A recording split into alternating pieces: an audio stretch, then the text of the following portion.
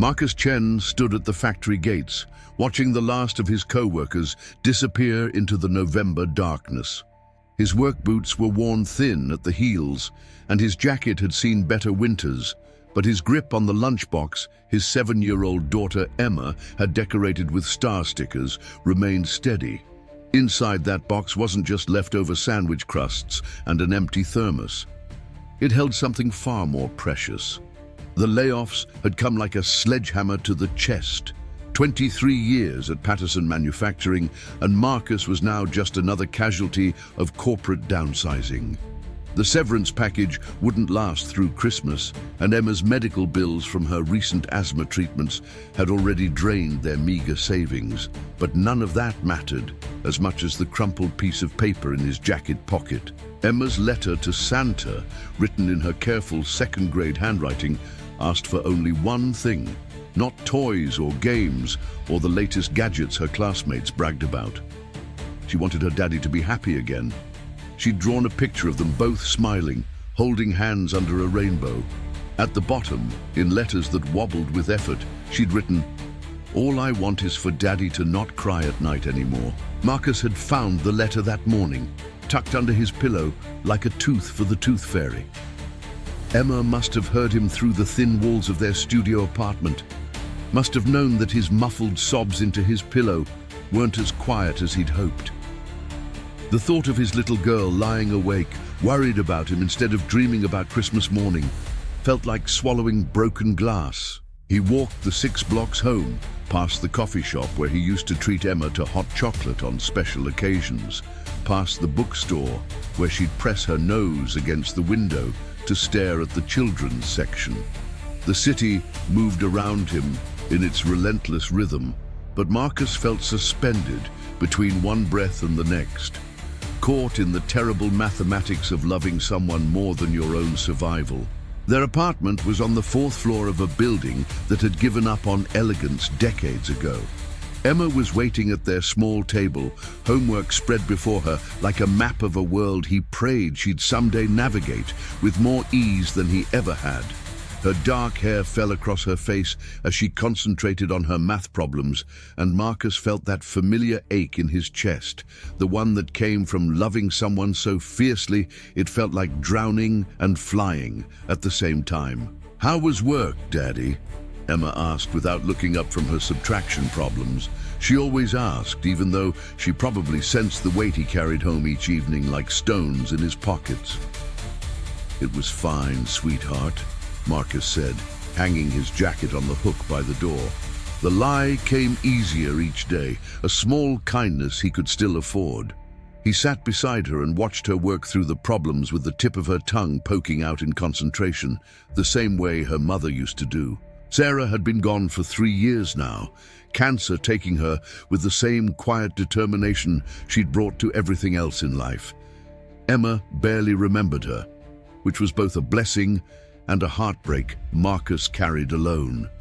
Sometimes he caught Emma staring at the single photograph on their dresser, the one of the 3 of them at the beach, and he wondered what stories she told herself about the smiling woman with her eyes. That night, after Emma fell asleep clutching her worn, stuffed elephant, Marcus sat at their kitchen table and spread out their finances like a doctor examining x-rays for fractures. The numbers told a story he'd been trying to rewrite for months, but mathematics didn't care about hope or determination. They had enough for rent through January, maybe February if he skipped meals, and Emma didn't notice. He pulled out his phone and scrolled through job listings he'd already memorized, applications he'd submitted into the digital void without response. At 45, Marcus was discovering that loyalty and experience weren't currencies employers valued as much as they once had. The world had moved faster than his skill set could follow, and he felt like a man trying to catch smoke with his bare hands.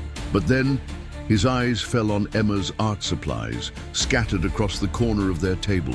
Crayons worn down to nubs, markers with caps that didn't quite fit, construction paper that came from the dollar store. Emma created entire worlds with these simple tools, drawing stories of families that lived in houses with yards, of dogs that could fly and flowers that sang songs. Her imagination was boundless, even if their resources weren't. That's when Marcus remembered the conversation he'd overheard at the factory last month, before the layoffs, before the world tilted sideways. Two of his co-workers talking about the wealthy businessman who'd been coming around the industrial district, not for business but because he'd been mugged there 6 months ago. The man apparently returned every few weeks, drawn back to the scene like someone picking at a healing wound. The co-workers had laughed about it, the way people laugh at things they don't understand. A rich man voluntarily spending time in their neighborhood, looking lost and haunted, asking strange questions about whether they'd seen anything unusual that night. Marcus hadn't paid much attention then, but now he found himself remembering details with crystalline clarity. The man always wore expensive suits that looked out of place against the backdrop of loading docks and chain-link fences. He had silver hair and moved like someone carrying invisible weight. Most peculiarly, he seemed less interested in finding his attackers than in understanding why no one had helped him that night, why dozens of workers had walked past while he lay bleeding on the sidewalk. Marcus had worked that shift 6 months ago. He remembered the commotion, the ambulance, the police cars with their red and blue lights painting the warehouse walls in urgent colors. He also remembered something else, something that had bothered him ever since. He'd been loading his truck when he heard the sounds of the attack from the alley behind the building. He'd started toward the noise, but then Emma had called him, crying because she'd had a nightmare about monsters under her bed. He'd stood there for 30 seconds, torn between helping a stranger and comforting his daughter, and he'd chosen Emma. By the time he'd finished calming her down over the phone and made it to the alley, the ambulance was already there. He'd never told anyone about that moment of hesitation, about the choice that had haunted him for months. Now, sitting in his kitchen with bills spread before him like accusations, Marcus wondered if that moment had been building to this one. If the universe was offering him a chance to balance some cosmic equation he didn't fully understand. The next morning, he did something that would have seemed impossible just 24 hours earlier. He left Emma with Mrs. Rodriguez, their neighbor, who'd been like a grandmother to them since Sarah's death, and took the bus to the financial district downtown. He'd spent the early hours researching, using the library's computers to piece together the identity of the man who haunted their neighborhood like a well-dressed ghost. William Hartwell, CEO of Hartwell Industries, a technology conglomerate worth more than Marcus could conceptualize. Widowed, no children. His wife had died in a car accident 5 years ago, and since then, Hartwell had become something of a recluse, appearing in public only when business demanded it. The mugging 6 months ago had been his first time in that part of the city, the result of a wrong turn after a business dinner when his driver was sick. Marcus found himself standing outside the gleaming tower that housed Hartwell Industries, feeling like an alien visiting from a planet where people worried about grocery money and heat bills. The lobby was all marble and chrome, populated by people in clothes that cost more than his monthly rent. He almost turned around 3 times before approaching the reception desk. "I need to speak with Mr. Hartwell," Marcus said to the woman behind the desk, whose smile was professionally polite, but didn't reach her eyes. "Do you have an appointment?" she asked, already knowing the answer. "No, but I have information about what happened to him 6 months ago, about the night he was attacked." The woman's expression shifted slightly, like someone adjusting the focus on a camera. "I'll need you to be more specific."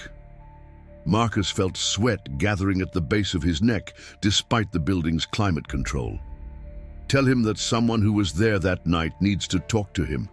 Someone who could have helped, but didn't." What happened next surprised them both. Within 10 minutes, Marcus found himself in an elevator climbing toward the executive floors, accompanied by a security guard who looked like he could bench press a small car, but spoke with the gentle cadence of someone who'd seen enough of life's sharp edges to handle them carefully. William Hartwell's office was larger than Marcus's entire apartment. with floor-to-ceiling windows that offered a view of the city that made everything below look like a model train set. But Marcus barely noticed the opulence. He was focused on the man behind the massive desk, who looked smaller somehow than he had in the newspaper photos, as if success and wealth were costumes that didn't quite fit anymore. Hartwell was younger than Marcus had expected, probably early 50s, with the kind of bearing that came from decades of making decisions that affected thousands of people. But his eyes held something Marcus recognized from his own mirror, a particular shade of exhaustion that came from carrying grief like a second skeleton inside your first. "You said you were there that night," Hartwell said without preamble. His voice was rougher than Marcus had imagined, less polished than the business interviews he'd found online. "You said you could have helped, but didn't." Marcus nodded, his mouth suddenly dry as paper. "I heard the attack from the loading dock. I started to come help, but then..." He stopped, realizing how pathetic it would sound to someone who lived in a world where help was something you could buy. "But then what? My daughter called. She'd had a nightmare. She was scared and crying, and she needed me." Marcus looked down at his hands, weathered from decades of factory work. "By the time I got off the phone and made it to the alley, the paramedics were already there. I've been thinking about it ever since, about what would have happened if I'd come sooner." Hartwell was quiet for a long moment, studying Marcus with an intensity that felt like being examined under a microscope. "How old is your daughter?" The question caught Marcus off guard. 7. Her name is Emma, and she called you in the middle of the night because she was scared. She has nightmares sometimes. Since her mother died, she gets anxious when she can't reach me." Marcus felt heat rising in his cheeks. He was oversharing, revealing too much to someone who probably saw human emotions as inconvenient variables in otherwise predictable equations. But Hartwell's expression softened in a way that transformed his entire face. "You chose your daughter over a stranger. Any parent would have done the same thing, but someone got hurt because I wasn't fast enough. Someone got hurt because 3 men decided to attack an unarmed person for his wallet. That's not your fault." Hartwell stood up and walked to the windows, his reflection ghost-like against the glass. "Do you know why I keep going back to that neighborhood?" Marcus shook his head. "Because I can't understand how I lived 52 years without realizing how alone I was. I had everything money could buy, and when I really needed help, when I was bleeding on the ground calling for someone, anyone, to care enough to stop, no one came. Except they did come eventually, the paramedics, the police, but by then it felt like hours had passed." Hartwell turned back to face Marcus, and his eyes held something Marcus hadn't expected to see there: vulnerability. "I've been going back there trying to understand what it means to live in a world where people have to choose between helping strangers and taking care of their families, where doing the right thing isn't always clear because there are multiple right things that contradict each other." Marcus felt something shifting in his chest, like tectonic plates realigning. "I don't understand why you're telling me this, because you're the first person who's been honest about that night. Everyone else I've talked to claims they would have acted differently, that they would have been heroes. You're telling me the truth, even though it makes you look bad, even though you clearly came here hoping for something." The words hit Marcus like cold water. He realized he was being read by someone whose job was understanding people's motivations, and he felt transparent as glass. "I did come here hoping for something. My daughter, she wrote a letter to Santa asking for me to be happy again. She knows I'm struggling, and I can't hide it from her anymore. I lost my job, and I don't know how I'm going to keep taking care of her." "So you came to the rich man, hoping he'd feel guilty enough to help." Marcus wanted to deny it, but the words wouldn't come. The truth sat between them like a third person in the room, patient and implacable. "I guess I did. I'm sorry. I shouldn't have wasted your time." He started to stand, but Hartwell held up a hand. "Sit down, please." Marcus sat, feeling foolish and desperate in equal measure. "My wife and I tried for years to have children," Hartwell said, his voice barely above a whisper. "We went through treatments, specialists, procedures that turned our marriage into a medical experiment. When she died, I realized I was not only losing her, but also losing the only person who might have helped me understand how to love someone more than myself." The silence stretched between them, filled with the weight of admissions neither man had planned to make. "I've been successful in business because I understand transactions. I give you something, you give me something in return. Everyone walks away satisfied. But that night in the alley, I realized that the most important things in life don't work like transactions. Love, sacrifice, choosing your daughter's peace of mind over a stranger's crisis, these aren't business decisions. They're human decisions, and I've spent so long being a businessman that I forgot how to be human." Marcus found himself leaning forward, drawn into this conversation that felt like standing at the edge of a cliff, unsure whether the next step would be falling or flying.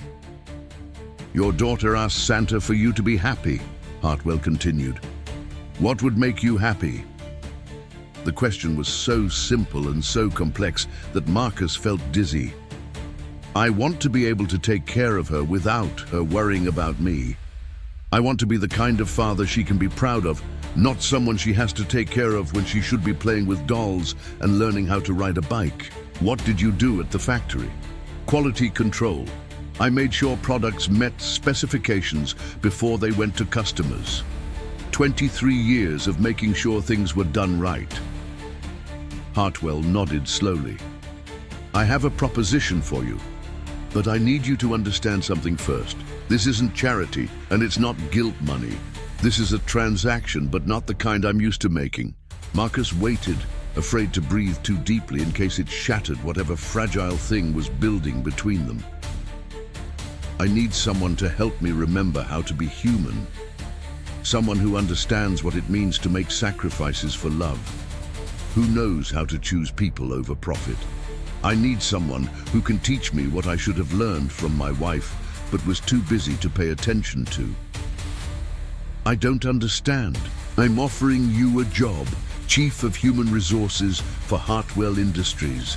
Your job would be to help me understand my employees as people, not just productivity units. To help me build a company culture that recognizes that everyone who works for me has daughters they're trying to make proud, sons they're helping through college, parents they're caring for, dreams they're trying to fund." Marcus felt the world tilt sideways again, but this time in a direction that felt like hope instead of disaster. "I don't have experience in human resources. I don't have an MBA or whatever qualifications you usually require. You have something more valuable. You have perspective.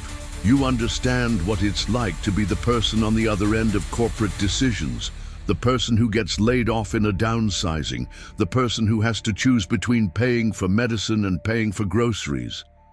Marcus thought about Emma, asleep in their studio apartment, dreaming whatever dreams 7-year-olds dream when they're not worried about their fathers crying at night.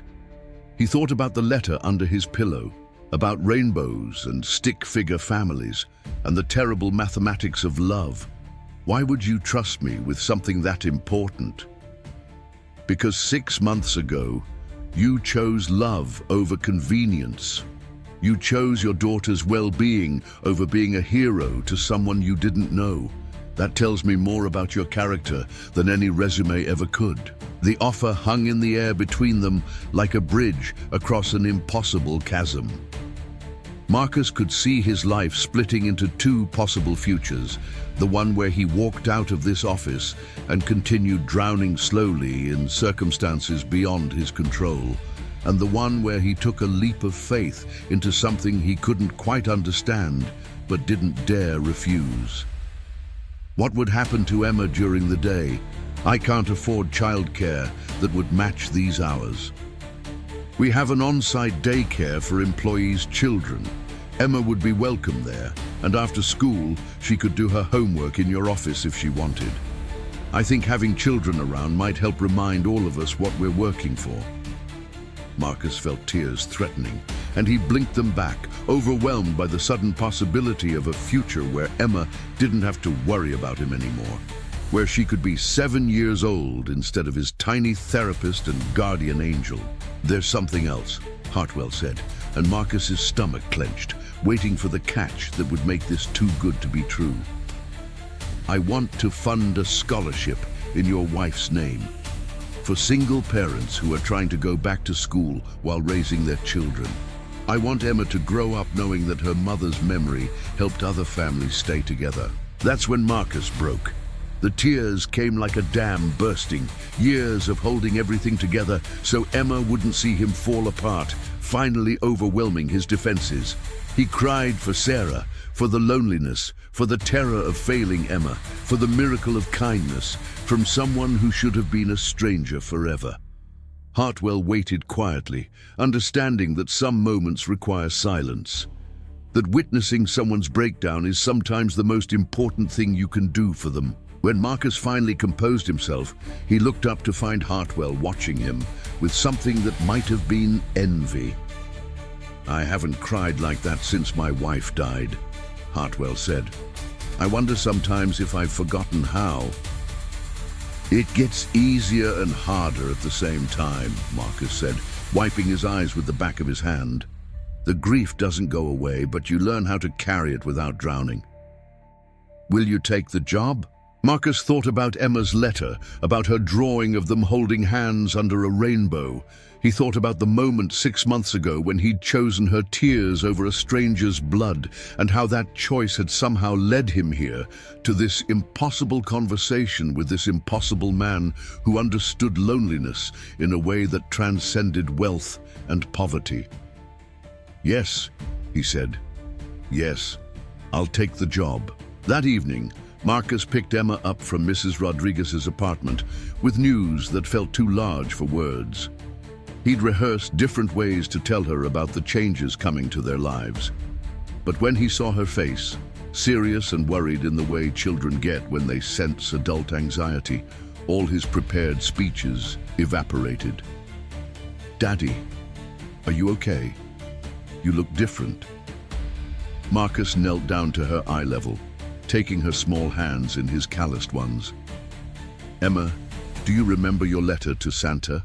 Her eyes widened with the particular panic of a child who's been caught in something they thought was secret. "You weren't supposed to find that." "It's okay, sweetheart, but I want you to know that Santa got your letter and he sent someone to help." Marcus told her about the job, about the daycare, about how they'd be able to move to a bigger apartment with a real bedroom for her, and maybe even a yard where she could plant flowers. He watched her face transform as she processed the information, saw hope replacing worry in her dark eyes. "Does this mean you won't cry at night anymore?" she asked with the devastating directness that only children possess. "I think it means I might cry sometimes, but they'll be happy tears instead of sad ones." Emma launched herself into his arms with the full-body enthusiasm that was her signature, and Marcus held her close, breathing in the scent of her strawberry shampoo and the lingering sweetness of the cookies Mrs. Rodriguez had undoubtedly snuck her after school. "Daddy?" "Yes, sweetheart. I'm glad Santa is real." Marcus smiled into her hair, thinking about William Hartwell in his empty mansion, learning how to be human again through the simple act of helping a father keep his promises to his daughter. "Me too, Emma.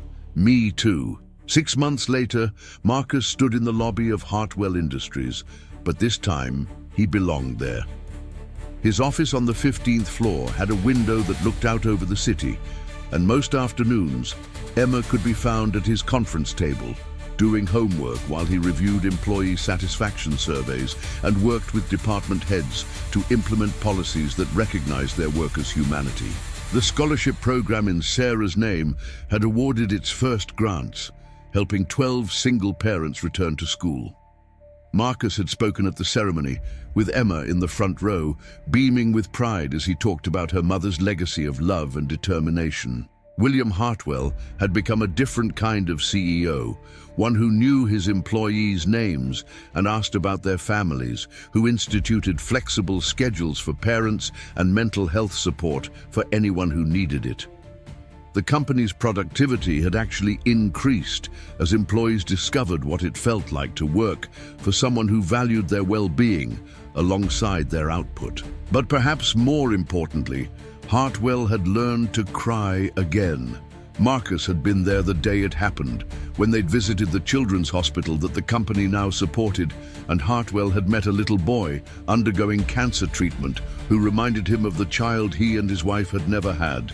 The tears had come quietly, like rain after a long drought, and afterward, Hartwell had looked lighter somehow, as if he'd been carrying something heavy that he'd finally been able to set down. On this particular afternoon, Marcus was reviewing applications for the scholarship program when Emma appeared at his office door, backpack slung over her shoulder and her hair escaping from the ponytail he'd attempted that morning. "Ready to go home, Daddy?" "Almost, sweetheart. Just finishing up here." Emma bounced into his office and settled into the chair across from his desk, the one that had become unofficially hers. "Mr. William asked me to give you this." She handed him an envelope with his name written in Hartwell's careful handwriting. Inside was a single sheet of paper with a simple message. "Thank you for teaching me that the best transactions are the ones where everyone gets more than they give." Marcus smiled, thinking about the letter Emma had written to Santa almost a year ago, about wishes that came true in ways you never expected, about the strange alchemy that could transform a moment of kindness into a lifetime of connection. "What does it say?" Emma asked, trying to read the letter upside down. "It says that sometimes the best things happen when you choose love first," Marcus said, folding the letter and putting it in his desk drawer next to Emma's original letter to Santa. Both of them reminders of the power of hoping for impossible things. As they walked to the elevator together, Emma slipped her hand into his, and Marcus felt that familiar ache in his chest, the one that came from loving someone so much it felt like drowning and flying at the same time. But now he understood that the ache wasn't something to fear or hide from. It was proof that he was alive, that he was human, that he had chosen love over fear, and found a way to build a life worthy of the little girl who had taught him that happiness wasn't something you achieved, but something you created, one moment of connection at a time. The elevator doors closed, and they descended together toward the lobby, toward home, toward a future that had been written in crayon by a 7-year-old girl who believed in Santa Claus and the infinite possibility of love to transform even the most impossible circumstances into something beautiful, something lasting, something real. 2 years have passed since that first desperate visit to Hartwell Industries. Emma is 9 now, thriving in her new school, her bedroom walls covered with certificates from science fairs and art competitions. The nightmares have stopped. She sleeps peacefully now, dreaming the untroubled dreams of a child who knows, without question, that she is loved and safe. Marcus keeps both letters in his desk drawer still. Emma's original letter to Santa, asking for her daddy to be happy, and Hartwell's note about transactions, where everyone gets more than they give.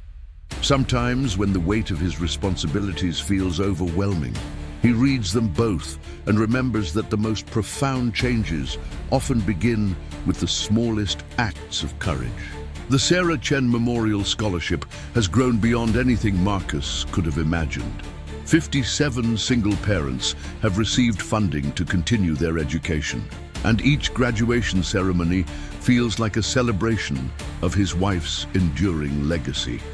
Emma always sits in the front row at these ceremonies, clapping enthusiastically for strangers who are building better lives for their children, understanding even at 9 that her mother's love continues to ripple outward into the world. William Hartwell married again last spring, a gentle kindergarten teacher named Maria, who helped him understand that love multiplies rather than divides when you share it. At their wedding, Emma served as flower girl, scattering rose petals with the same joyful abandon she brought to everything else in her life. During his speech, Hartwell had looked directly at Marcus and said, "Sometimes the greatest gift you can give someone is showing them how to be human again." But perhaps the most beautiful change has been the smallest one. Every night before Emma falls asleep, she and Marcus share 3 things they're grateful for from that day. It started as a simple bedtime ritual, but it has become something deeper. A daily acknowledgement that happiness isn't a destination you arrive at, but a practice you cultivate, one moment of gratitude at a time. Tonight, as Marcus tucked Emma into her bed in their house with the yard where she grows sunflowers taller than herself, she wrapped her arms around his neck and whispered, "Daddy, I'm grateful for you, and for Mr. William, and for knowing that wishes really do come true when you believe in them hard enough." Marcus kissed her forehead, breathing in the familiar scent of her strawberry shampoo, and felt that old ache in his chest, the one that reminded him that love wasn't something to be afraid of, but something to be celebrated, shared, and passed forward to the next generation. "I'm grateful for you too, sweetheart," he whispered back, "always and forever."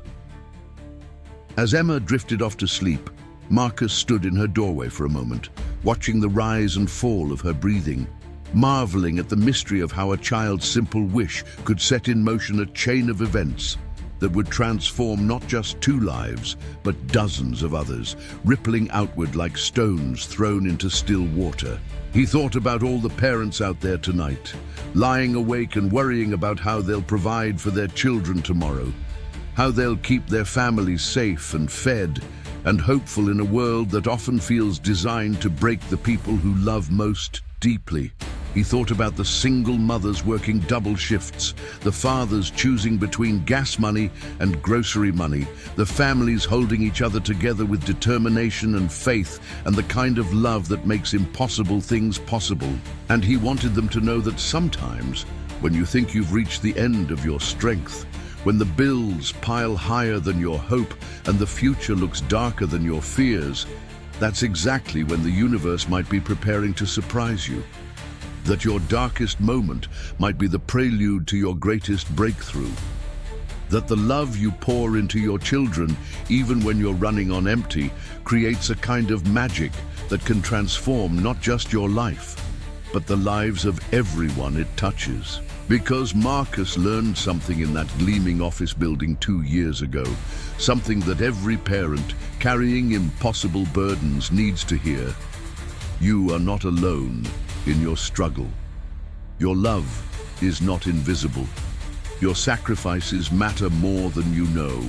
And sometimes, just sometimes, the world gives back in ways that restore your faith in the possibility of miracles. If this story touched your heart, share it with someone who needs to remember that love always finds a way. Like this video if you believe in the power of a parent's love to change the world.